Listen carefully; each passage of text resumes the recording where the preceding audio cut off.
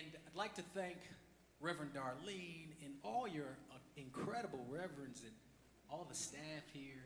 Just amazing, the gathering of souls to serve here. I've been very impressed and touched. And I must say, right off the bat, usually it takes a while for me to feel that energy and that spirit and that presence coming through. But before we even started the service, I was tearing up like, wow, it's strong. So appreciate each of you for bringing that presence, that high frequency, that vibration of love, of oneness. I can definitely feel it here, so thank you for that. I also like to thank my wonderful hosts. Even though we only got to pass in the night and see each other, they put me up last night, and we were off this morning, Peter and give me a second, Karen Eve. We just met, so as you can imagine, I'm remembering names. But thank you so much for your love and opening your home to me. I so appreciate it.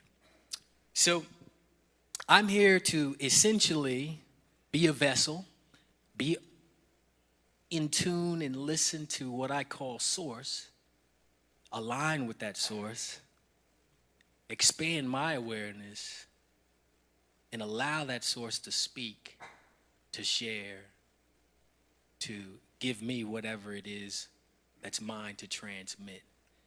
And thankfully, I received a title prior to coming. So I already know the content is from scarcity to abundance. Or, I'm sorry, I said that wrong. From scarcity to sufficiency. Now, I just gave something away because I'm going to read something to you that I received about this. And what I love, I must say, is to be able to trust life and what it's bringing. Believe that's how we discover the sufficiency. It's a starting point, but that starting point doesn't have to be a point of conviction. I believe the mustard seed that's talked about is desire. I believe that mustard seed of faith is actually the willingness to cry out for help when we're in the midst of doubt, when we're in the midst of the illusion of separation, and in the midst of suffering. Believe that mustard seed of faith needed to move mountains is simply desire. Now, I could go and tell you a whole bunch of anecdotes about how I've seen that, and it's been proven in my life, but that doesn't really matter. What matters is, have you seen it in yours? The times where you had a desire and you wished it were so, but you didn't even believe it could happen. And then it manifests. That's happened to me many times. It was simply the clarity that I'd reached to recognize it's what I truly desire. And then I felt what it felt like. Quick story I was telling Karen Eve and Peter about meeting my wife. I told them how I made the list. 3 days prior to a magnificent connection, I made a simple list, just trying to figure out what I want in relationships. Because it felt like scarcity, what I had experienced in relationships prior to. I was at that point, just wanted clarity. I didn't know what else to do. I wasn't on a path of practice like I am now. I'd gone to West Point Military Academy. They taught me performance enhancement, and they taught me the Benjamin Franklin method, the pros and cons list. So I'm like, okay, let me just try that. That's all I knew to do. So I'm like, okay, my last relationships, I didn't like this, I didn't like this, I didn't. And what did I like about my relationship? Okay, these are the pros. I did like this, did like this. I had the insight to look at the don't likes. And I believe this was just divine intervention. What's the opposite of those things? I'm like, oh, what's the opposite of the things I don't like?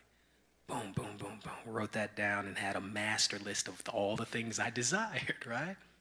That's the Benjamin Franklin method with a twist. After that, looking at the list, and it came to me, and I felt what I really want is that amazing belief I had when I was a kid, that time would stop, that there would be this punctuation of presence when I meet that person. And there would be this chemistry, and the birds would sing, and the angels would come out and rejoice. And I felt it viscerally, and I was like, wow, man, I wish it could be like that. That's what I truly desired. Guess what I did? Balled up the paper and said, that'll never happen. 3 days later, it happened. That's why I say I don't think it's that mustard seed, that mountain moved. That mustard seed, I believe, is that clarity of the desire and the intention. That clarity, all I did was activated the frequency and vibration, and I felt it strongly, but I completely doubted it, and it manifests. And let me tell you, when it happened, I was dancing on the dance floor with a friend that I'd known for some time, and suddenly something hit me, and I felt like I was in a time warp, and the angels were singing, and the birds were chirping, and time stood still, and I couldn't figure out what was going on, and I wondered if someone had drugged something I drank. It was chemical, it was spiritual, it was all of that, and it didn't make sense to me. But I recognized later, wait a minute, that's what I wanted. That was 20 years ago. We're about to celebrate our anniversary on 11/11, our wedding anniversary. Been together ever since. And that wonderful demonstration from scarcity to sufficiency is one simple example of why I believe trust that life gives us what we need to manifest all we desire when we take note. So let's talk about that. So I'm going to read to you a simple guidance or download, I call it different things, that I received for this talk. And what I love, and I teach is this wonderful alignment process to just expand our awareness and listen to our birthright, our genius, and to bring it through. And anybody can do it. I believe it's what Yeshua, that wonderful master teacher, did when he said that the words that I speak are not my own, but I speak to you what the Father gives me and how to say it. So I'm going to do the same and read to you what I received. What do we need to move from scarcity to sufficiency, whether in our lives, in our personal walk with the divine, in our relationships, in our communities? What does it take to move from scarcity to abundance in our experience, in our world? There are two types of scarcity that I'd like to talk about that we create. One is of consciousness, and the other is of experience. So the scarcity in consciousness is when we select the thoughts, the vibrations, the meaning that underlie what we see, the appearance of things. In other words, we activate and amplify the illusions to take form in our experience, thus attracting the things we have invoked.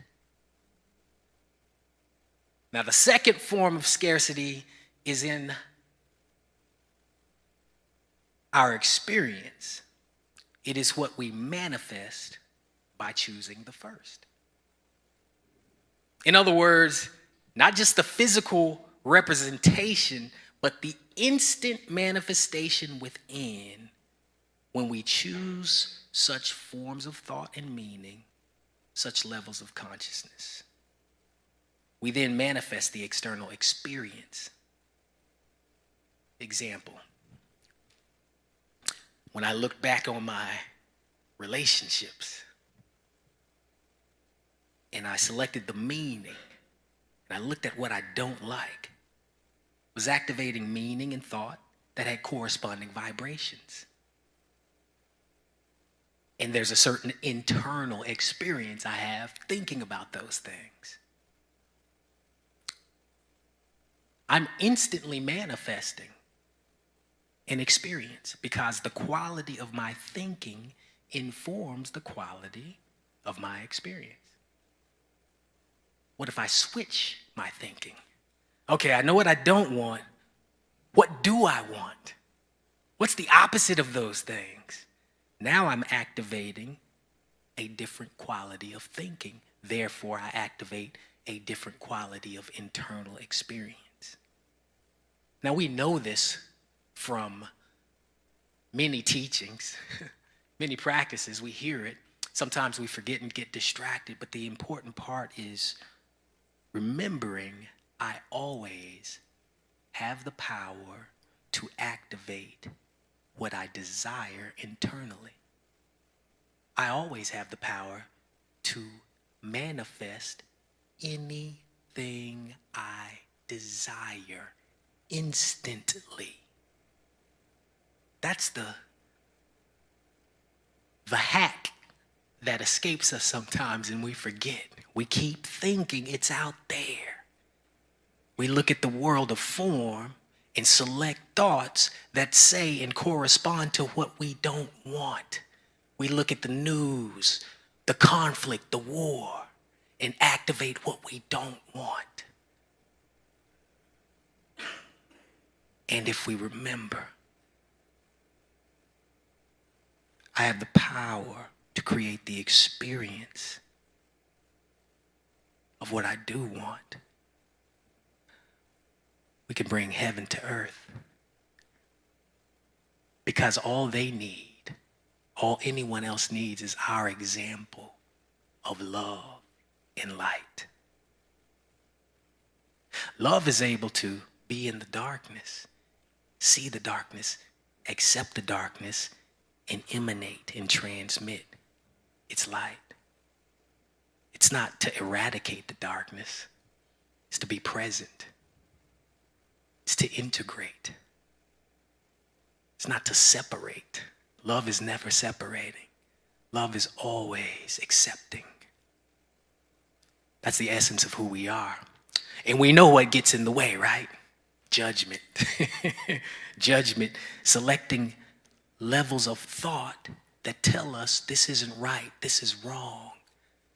Levels of meaning that inform an internal experience of what we don't want.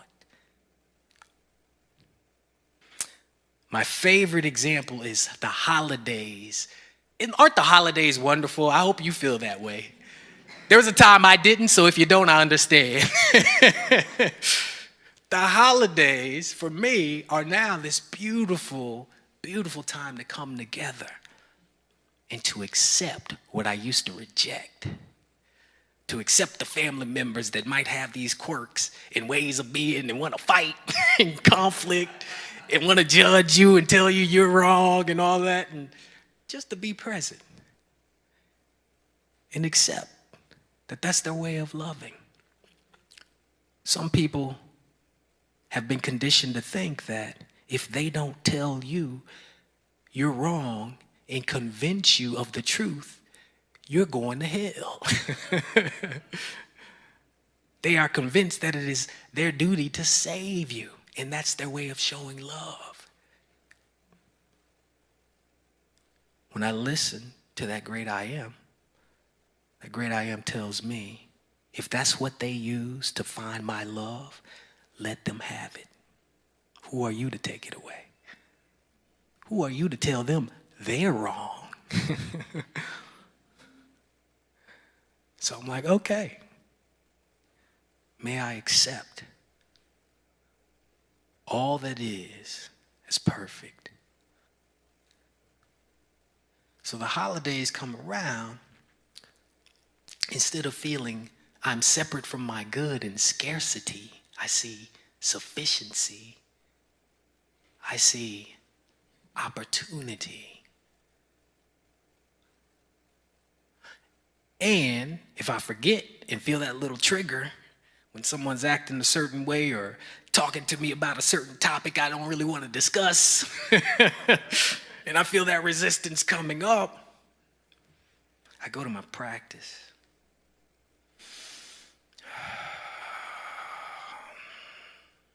Allow, let go. Expand my awareness. Access that knowing that reminds me and brings through the frequencies to create harmony. It lets me know what is mine to do. I even inquire mentally. Should I say something about this? No. Okay. Just listen? Yes. Okay. And accept it and flow with it. And sometimes I might even hear, give them a hug, say I love you, and then step aside and go to the next family member. But there's infinite possibilities. There's no cookie cutter solution to whatever arises. There's infinite possibilities. And what everyone needs from us is only one thing: our example of love and light. Our example of the essence of who we truly are. And if we can use a practice in any moment to bring us to that expanded awareness so we can bring through that truth of who we are, we're not only creating harmony and more of what we do want, we're creating an experience of sufficiency in a new definition. So let me get to this new definition. When we think of sufficiency, it's easy to think of what I think of as an old modality. That old modality says sufficiency is enough. That old modality says sufficiency is, if I can find it, I have it written down, I promise. The actual dictionary definition, sufficiency is, all right, I can't find it, so I'll just remember it.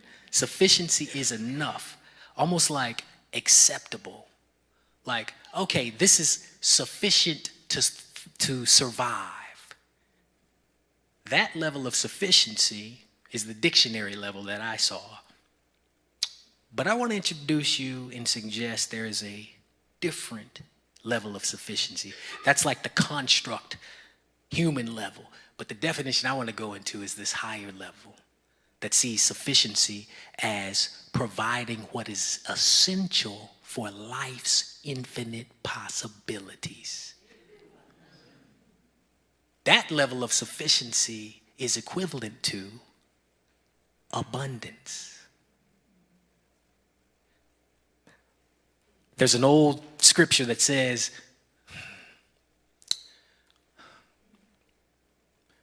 my grace is sufficient for you. It's love, it's divine intelligence reminding us that my grace is sufficient for you.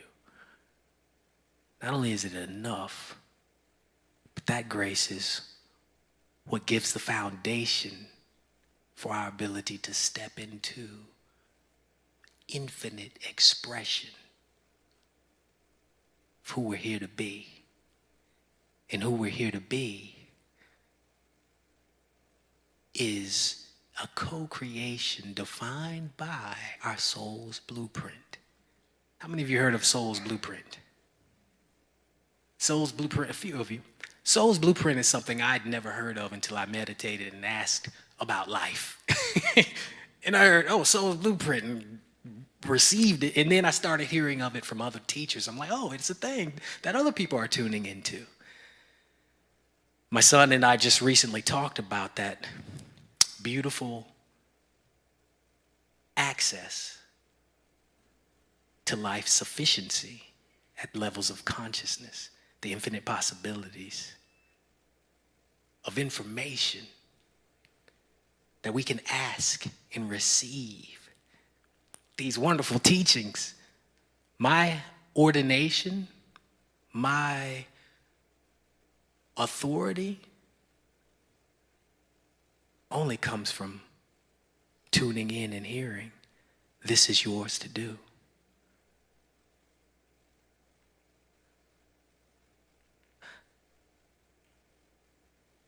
So this wonderful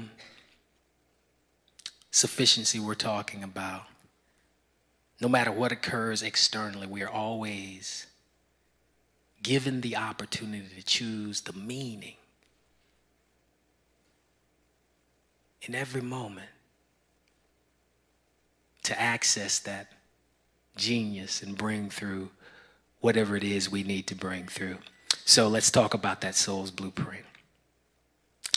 It's so funny trying to follow my notes on my phone.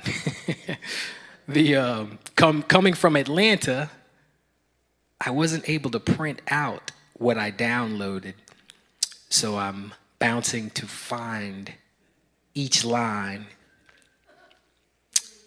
That's right, doing my best. Sufficiency.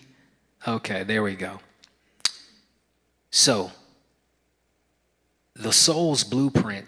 You know what? I'm just going to let Spirit do it because I honestly can't even find it in there.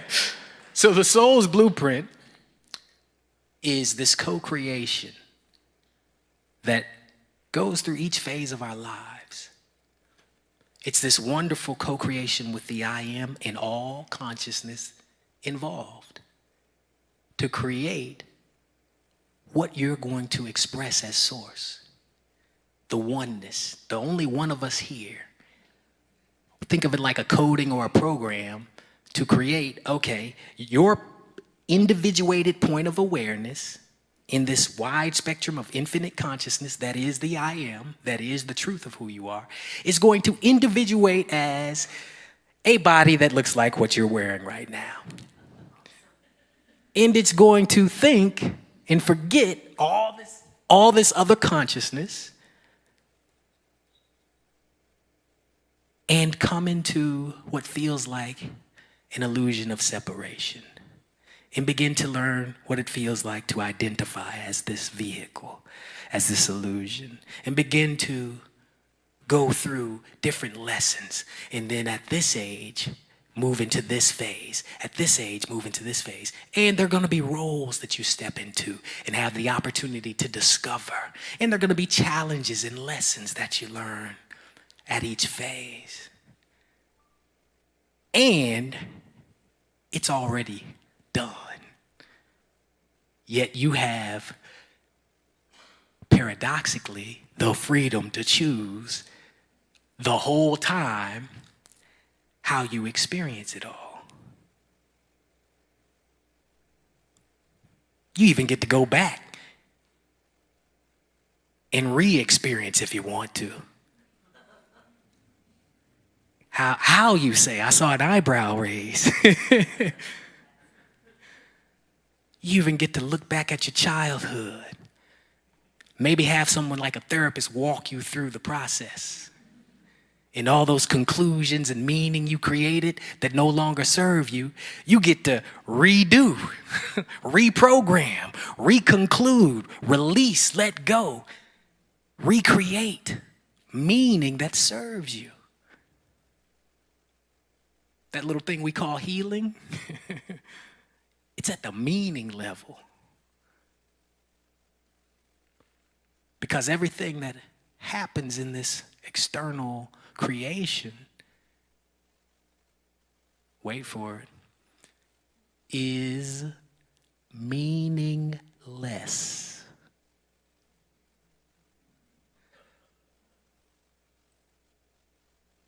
When I first received that and shared it with my wife, boy, did we have a conversation. I don't know how long it was, but it took a while to bring through, what is that? What do you mean everything is me? Our identification with physicality does not accept that. That false identification that thinks it's you, that thinks it's this body, that thinks it's the name you were given when you came into that expression through the womb and out into this illusion, It doesn't like to think everything is meaningless. You create the meaning. What does this mean?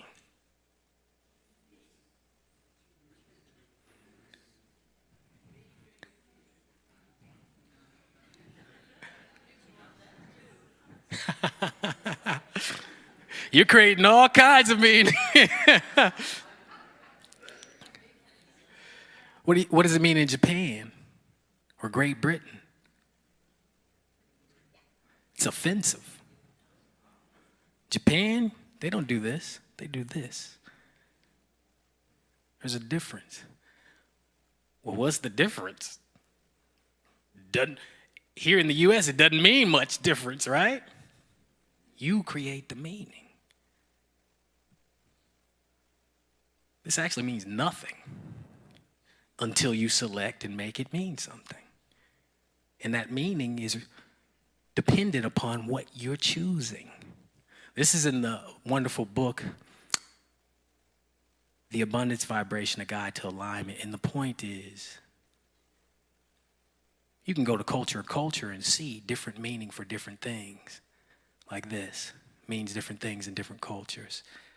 Why? If it had a real meaning, it wouldn't be relative. You can't make this mean something here.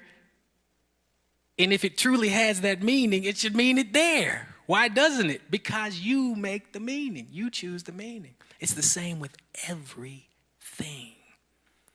We choose the meaning. The quality of our thinking, the quality of those choices inform the quality of the experience, right? So that's a fundamental lesson. And I sure hope I can find exactly what is in my notes here. I received that download so I could be prepared, but what I'm remembering is it's the oneness that helps us transcend that attachment to the meaning. It's our ability to align with the essence of who we are that expands our awareness enough to see that this dogmatic attachment to this level of conditioned, limited thinking and meaning is not the only way to interpret what is. And when this brings us to some sort of conflict, what do we choose?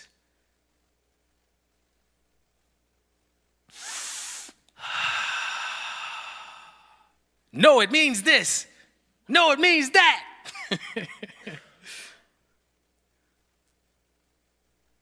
What if we can be the example of limitless love and light by aligning with the essence of what we are to expand our awareness and see,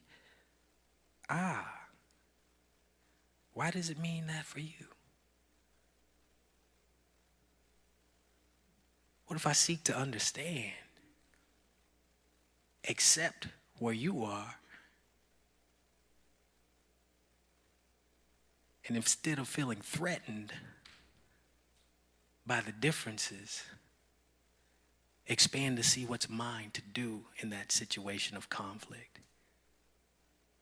Letting go of the limited conditioned thinking and the attachment that creates the separation, that creates the fear, that creates the scarcity. How do we apply it practically? Besides conflict, how do we move into this sufficiency of life that brings us limitless possibilities in our personal lives, in our relationships, in our community, in our world? There's no cookie cutter answer, but there are some principles that we know, and we're just remembering together. One is trust. Trusting that everything is for us, and that desire within me is an indicator that the source of life is seeking to fulfill something. I know the plans I have for you, declares the I am, plans to prosper you, to give you hope and a future. That doesn't suck. If the meaning we're making about life sucks, it's because that's what we're choosing. If we're suffering, it's because that's what we're choosing. Broken ankle, overwhelming pain, been there, medicine not available yet, feeling like take me now because I can't take this anymore. I had that wonderful experience and I called upon the I am, tried every practice I could remember, and suddenly peace that passed understanding, transcendent peace without a single change. Another anecdotal example, and yet I've had that repeat. Meaning we have the power to access all those things we've heard about, infinite possibilities. The key is tuning in and listening, trusting that, okay, if I desire something different in my experience, there must be something I can access at the level of consciousness that will inform my internal experience so I can instantly manifest what I desire. Because it is all for me. Even your desire is for you. Your desire, if you're projecting on the external, that's different. That's not what I'm talking about. I'm talking about the internal desire when you go from the level of form and separation to the level of meaning, and you recognize what you make that mean, and you drop down into the level of sensation and try to figure out, why do I want that? Why do I want to feel it? What does it feel like to me? You activate frequency and vibration. What do I want in a relationship? Ooh, what do I not like? What's the opposite of that? Ooh, I feel what I really want. Whoa, is this? Oh, it would be like that. I activated the frequency and the vibration. Didn't even believe it could happen. And then the universe manifests. What a beautiful, graceful process that we all have the ability to create. Instant manifestation is at the level of vibration and frequency. Anything you desire is yours. That's the sufficiency of life. Infinite possibilities. There really is no separation to anything you desire. Isn't that crazy? But we are conditioned to think otherwise, that we're separate from our good. Either that's true or oneness is real. You get to choose, and as you choose, and so it is. So I'm going to read something from here and end with that. So we talked about trust, alignment and aligned inquiry. To align with the source of life through a simple meditation. Align, allow, let go, or whatever assists you with aligning in any moment. Whether you're in traffic, whether you're in a heated conversation. What can you access to align with the source of who you are? And then align to inquire. To expand that awareness and ask. That's prayer. From moment to moment. What is mine to know about what is occurring right now? What is mine to do? And following that inspired action. To remember doing that is the practice. And the more we remember, the more we're activating our right, our birthright, to claim our own example of limitless love and light. To be harmony in every moment.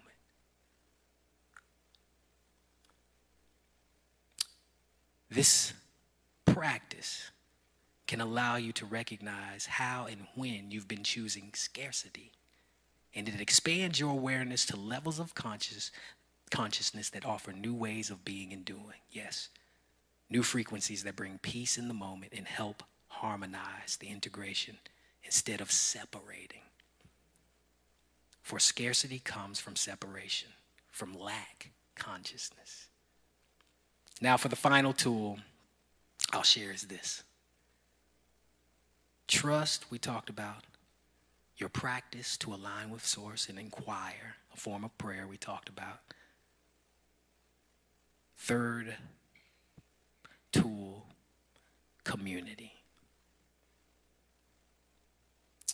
Community gives us the opportunity to mirror and reflect the love, the lessons, the expansion, to connect in expanded awareness of my own consciousness as you. This love, this expansion, this experience allows us to realize what we truly are. The interconnected oneness that chooses either scarcity or the sufficiency of life. The abundance. Yes. I'm going to ask you to engage with me now in a song as a meditation.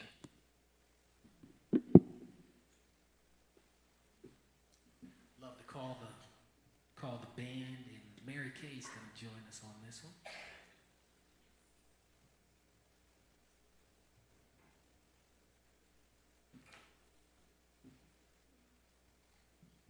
This song or meditation is a practice in and of itself.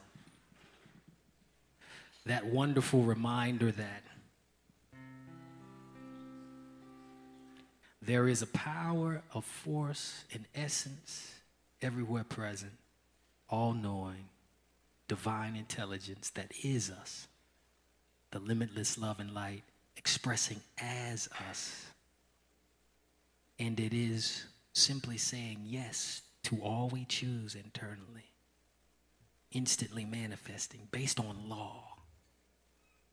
Quality of our thinking informs the quality of our experience, both immediately and externally. And so that power is saying yes to all we choose. It's up to us to say yes to what we desire. And that desire is of source, is of the I am, when we think of it as vibration.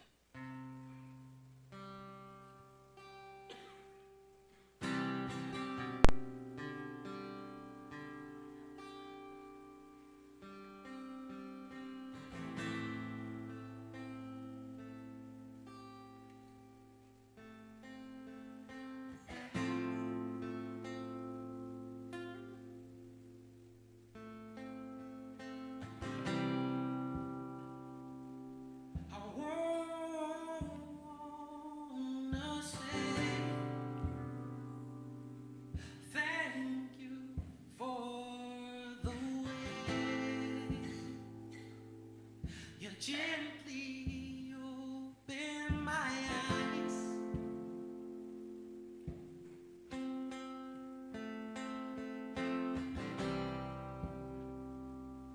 No matter what I do, your love is always coming through. When I look in any situation,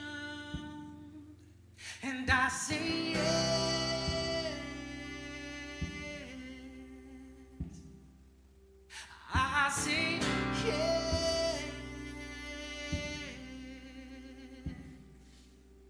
I say yes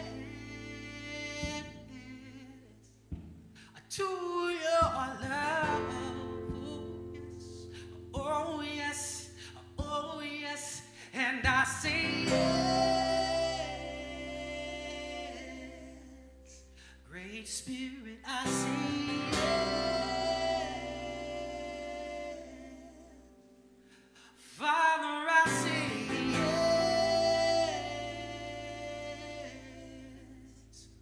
to your love. Oh yes, oh yes. Take my hands, do what you will, and take my voice, do what you will, and take my all, do what you will, let your love flow through me. Will you sing that with me? Take my hands, and take my hands, do what you will, my voice, I take my voice, do what you will, my all, and take my all. Do what you will, and let your love flow through me. I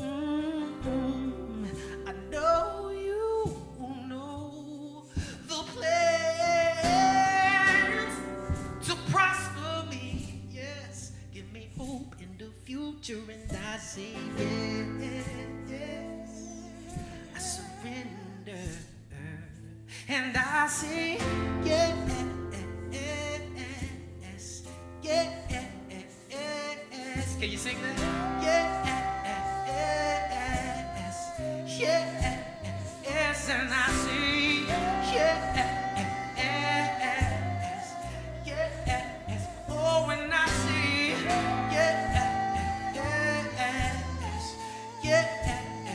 Can you help me lift your voice and make a joyful noise? Come on, let's say yes together.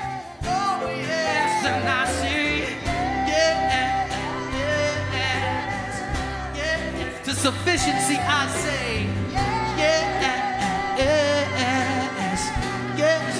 To Father I say yes, yes,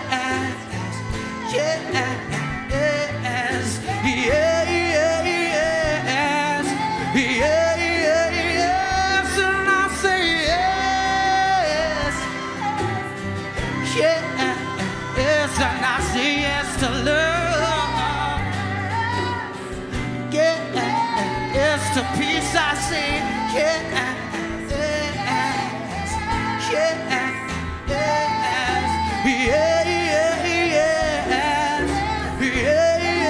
yes, and I say yes. Great Spirit, we say yes. To abundance we sing yes. To your love, oh yes, oh yes. We know that grace is sufficient. Yes,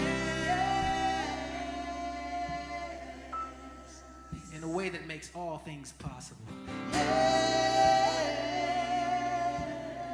So we give thanks to the great I am.